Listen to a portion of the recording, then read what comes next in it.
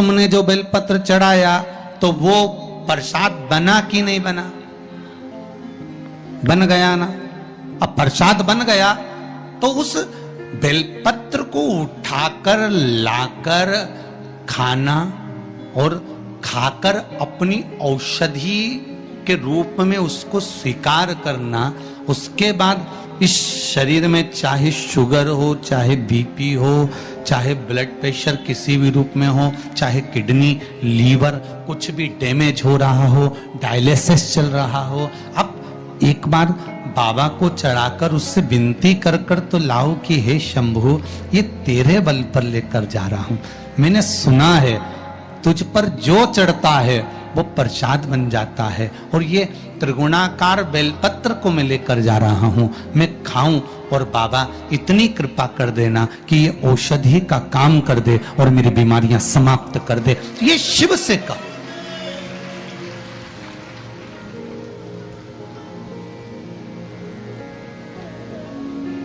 क्यों निर्माल्य बनकर फेंका जाए बेलपत्र को?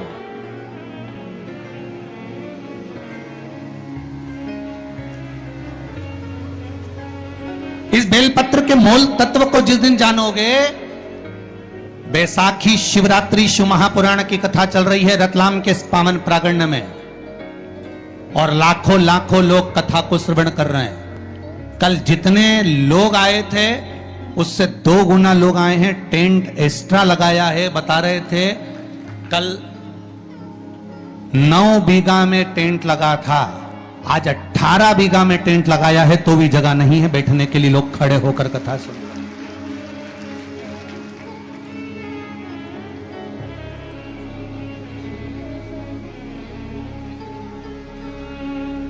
और 18 बीघा के टेंट में भी जगह नहीं। पीछे पुरुष को आप एक निगाह अगर मारकर देखेंगे तो ढेरों में खड़े हैं, इधर देखो उधर देखो, जहां निगाह पहुंच जाए उधर देख लीजिए। हमारे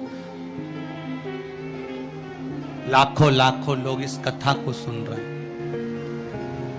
एक नियम बना लो बैसाख महीने से कि शंकर भगवान पर जो बेलपत्र चढ़ी है वो औषधि का काम करती है। शिव पर चढ़ी हुई बेलपत्र मंदिर में क्यों छोड़ें? क्यों नदी में हम इसको विसर्जन करें?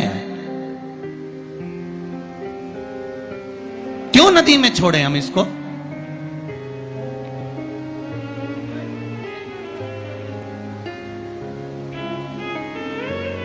उसको उठा लाए, उसका प्रयोग करा, खाया, और उसका जो फल हमें मिला वो जीवन का सुख। हम तो ब्राह्मणों से भी कहेंगे, जितने ब्राह्मण जन शंकर भगवान के मंदिर में पूजन करते हैं, जितने विप्र जन भगवान शिव के मंदिर में पूजन करते हैं, उनको करबद्ध निवेदन, उनके चरणों को प्रणाम कर कर, उनके चरणों को नमन कर कर, उन ब्राह्मणों के चरणों को नमन कर कर निवेदन करूंगा कि आप शंकर जी के मंदिर में कोई प्रसाद बांटो ना बांटो, जो बेलपत्र शंकर जी के मंदिर में चढ़ती है उस बेलपत्र को उठाकर धूप में डाल दो, सुखा लो, पीस लो, और पीसने के बाद उसकी पुड़िया बना लो।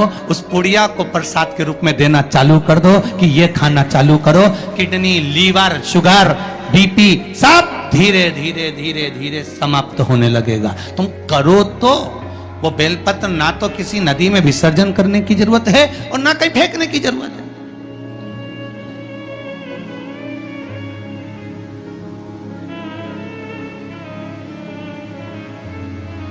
प्रतिदिन भगवान को तुलसी चढ़ाते हो ना? तो रोज भगवान को तुलसी उनके भोग में चढ़ाते हो, उनके सामने चढ़ाते हो, उनके सम्मुख में ठाकुर जी की तुलसी चढ़ाते हो। उठा लाए, प्रयोग में लो, क्यों उसको विसर्जन में डालते हो?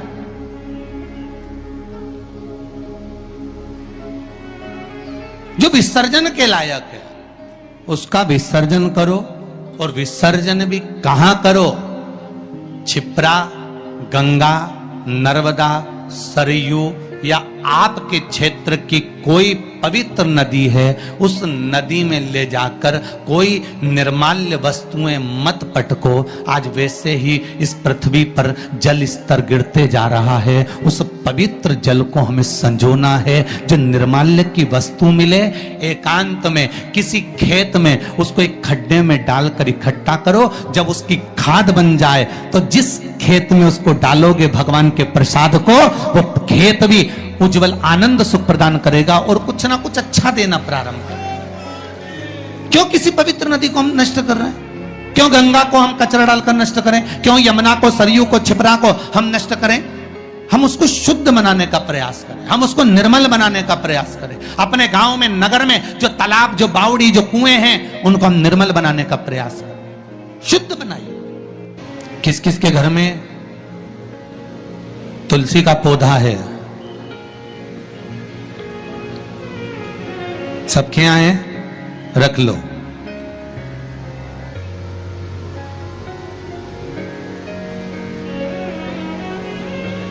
कहां लगा है? घर के अंदर कि घर के बाहर? घर के बाहर। ठीक है। दिया लगाते हो? अच्छा। कौन है वो जिस तुलसी मैया को दिया लगाते हो? कौन है वो? बोलते तो जाओ जरा जल्दी जल्दी। माता है। घर में जो सास है वो कौन है? वो भी बोलो तो, जम के बोलो जरा। माता है। बैसाख का महीना चल रहा है, बहुत जोरदार गर्मी पड़ रही है, बहुत जोरदार गर्मी, खूब जोर की। तुम्हारी सास की कुर्सी घर के बाहर लगा दो।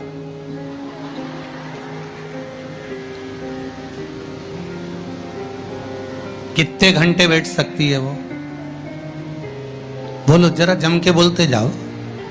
यहां विश्वास की कथा चल रही है, भाव और श्रद्धा की कथा चल रही है। कितने घंटे बैठेगी वो? अरे 1 घंटा भी जाने दो रिजी जी हो। 15 मिनट ऐसी चिलचिलाती हुई धूप में वो बैठ जाए, बहुत कठिन बात, बहुत कठिन। तुम्हारे घर के दरवाजे पर तुलसी का क्यारा है, तुम उसको दिया लगाती हो, माता कहती हो, पूछती हो, पूजती हो।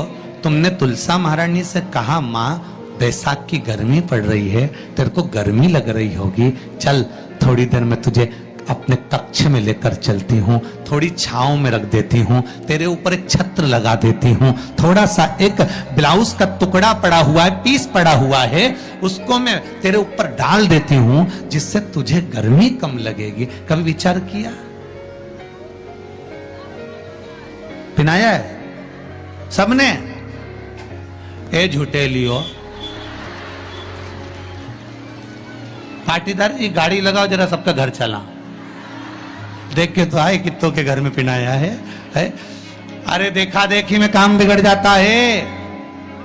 एक बार कक्षा 8वीं का पेपर था, बच्चों के लिए एग्जाम में लिखने को आ गया, दिल्ली की सबसे बड़ी मीनार का नाम लिखो।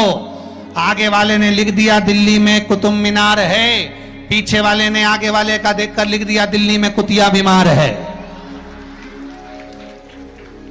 जितने बैठे हैं उसमें से 50, 100, 200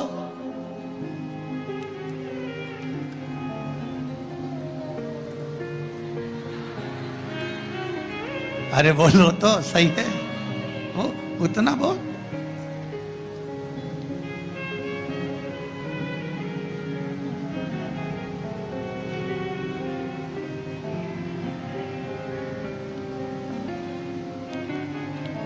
ये तो आपकी चित्तवृत्ति में आपको थोड़ा सा वो कहते हैं ना, एक पत्नी अपने पति के पांव छूती है, एक पत्नी अपने पति को प्रणाम करती है, और बाकी की जितनियों से पूछा गया क्या सब पांव छूती है? हाँ, तुरंत तैयार। अरे गुरुजी आओ, ये तो उसी में काल हो गया।